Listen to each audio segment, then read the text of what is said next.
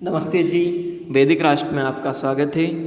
संतान के संबंध में आचार्य चाणक्य नीति में क्या कहते हैं, आज हम इस बात को जानेंगे।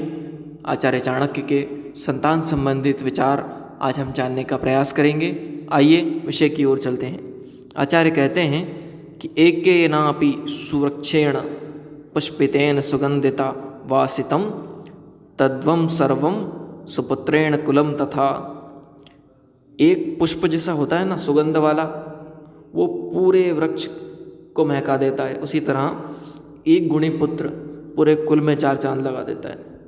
आगे आचार्य कहते हैं कि एकेन शुष्क वृक्षेण द्रुहमानेन वन्दिता दद्वेन तददम सर्वकुपुत्रेण कुलम तथा।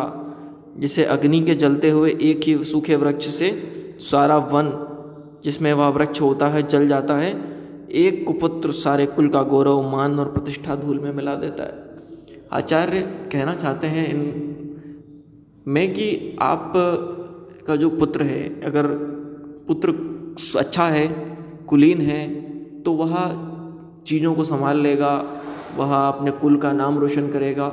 एक भी अगर कुलीन पुत्र होता है तो कुल का नाम रोशन कर देता है, लेकिन एक भी व्यक्ति के परिवार में एक भी पुत्र जो है कुपुत्र हुआ तो वह कुल का गौरव, मान, प्रतिष्ठा सब धूल में मिला देगा।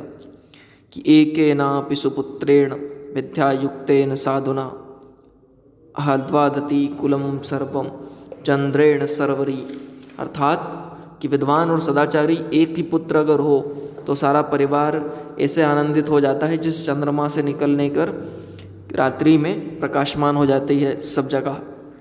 किम जाते बहुभी पुत्रे शोक संताप कारणे वरमेकम कुलालंबी यत्र विश्राजते कुलम।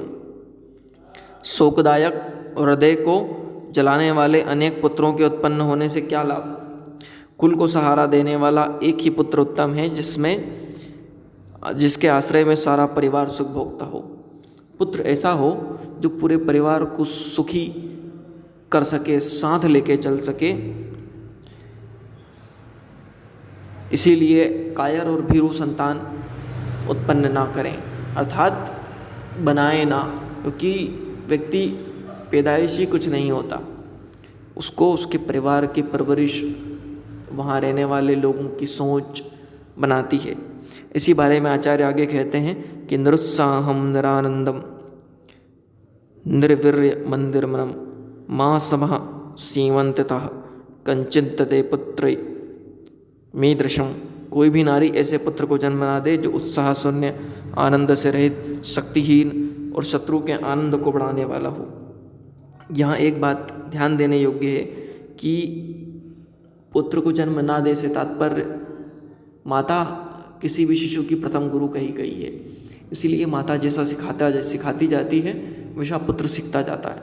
इसीलिए एक संतान को, माता को उत्तम गुणों को देना चाहिए, ऐसे गुणों को विकास करना चाहिए संतान के अंदर जिससे वो वीरता का, विद्वान हो, वीर हो, साहसी हो।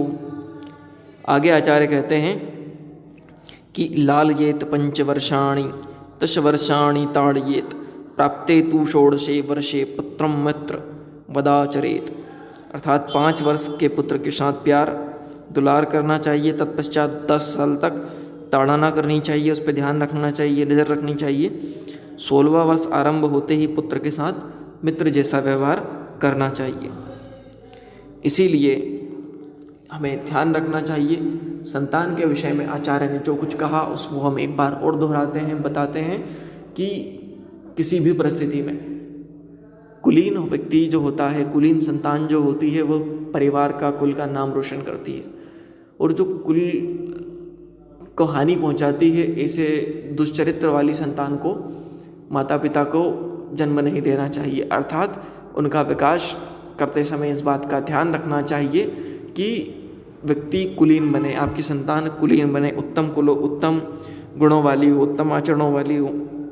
और साथ ही साथ यह भी कहा गया है कि 5 साल तक पुत्र को प्यार करना चाहिए, दुलार करना चाहिए, 10 साल तक उस पर नज़र रखनी चाहिए, ताड़ना करना चाहिए।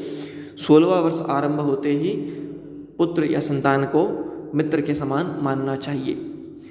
इसीलिए आप भी और ऐसे नीति वचनों के लिए, वैदिक विचारों के लिए, प्रेरणादायक कहानियों के लिए और प्रेरक प्रसंगों के लिए, प्रेरक व्यक्तित्वों के बारे में जानने के लिए वैदिक राष्ट्र को लाइक करें, शेयर करें, सब्सक्राइब करें, बेल आइकन की घंटी को दबा दें ताकि जब भी कोई नया वीडियो हमारा आए तो उसकी सबसे पहले अपडेट आपको मिले। धन्यवाद।